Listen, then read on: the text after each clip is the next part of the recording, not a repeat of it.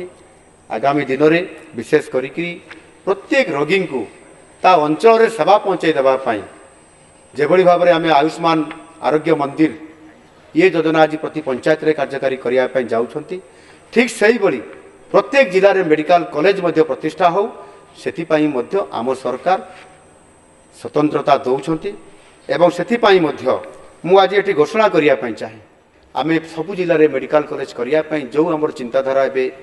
आरंभ हो आधार कर चलित वर्ष आर्थिक वर्ष में आम योजना रखीचु भद्रक जगतसिंहपुर नवरंगपुर एवं ढेंकानाल ठारे यही जिला मानक नूतन भाव MBBS कॉलेज खूब शीघ्र चलित वर्ष खोल एवं ताहा सहित आपंकर बुर्ला ब्रह्मपुर केन्दुझर और बलांगीर ठारे नूतन भाव डेंटाल कॉलेज खूब शीघ्र चलित वर्ष ये आर्थिक वर्ष में यहाँ खोल रायरंगपुर ठारे नूतन भाव एक आयुर्वेदिक मेडिकल कॉलेज और रिसर्च सेंटर या खोल